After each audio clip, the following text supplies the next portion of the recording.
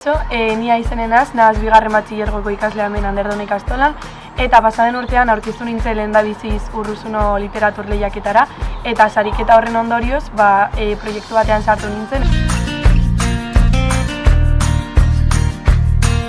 Ikastolako ikaslea izan naiz txiki-txikitatik, 3 urte nituenetik, eta nik dekodan orain ikastola asko aldatu da, egon dira hobekuntzak eta holan, baina nik daukadan oroitzapena beti izan da espazio berdez, betetako ikastola bat, espazio irekiez betetako ikastola bat, non jarduera ezberdinak egin aldi den, eta horrek laguntzen du pila bat aurren hezkuntzan eta aurren garapenean, eta hori eskertzen dut pila bat ezitu ahal izana holako espazio baten, eta egia da ikastola dela ikastetxe txiki bat, eta familiak oso garrantzitsuak direla, txikitatik ezagutzen ditugunez irakaslak, nagusitara heltzen garenean, orain bezala, nagoela bigarren batzien,